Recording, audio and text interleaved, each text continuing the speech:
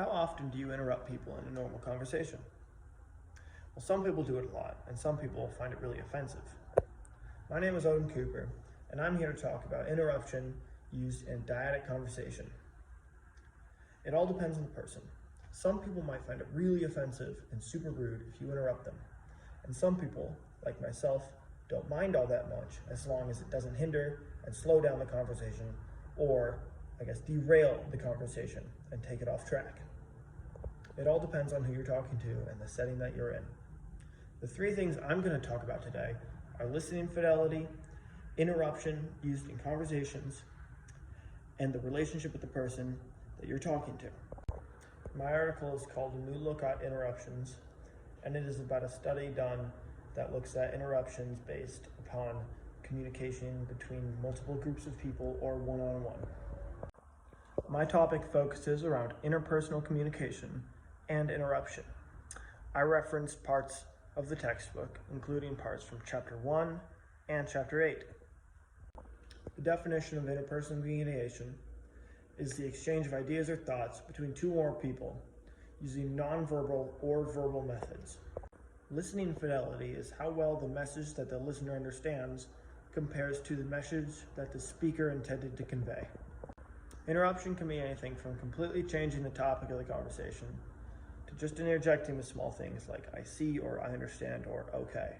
The findings of this study were very different from the theories and other studies conducted before.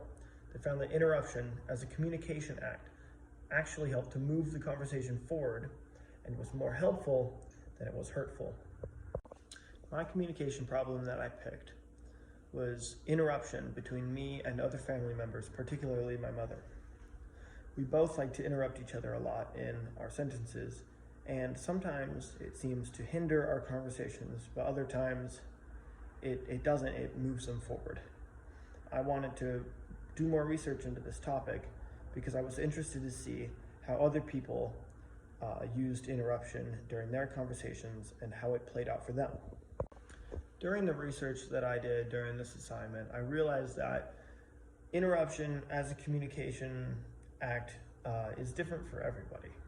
For me, it sort of helps me think better and move the conversation along. For people like my mother, maybe, it sort of interrupts the conversation, I guess, and stops it from moving forward smoothly.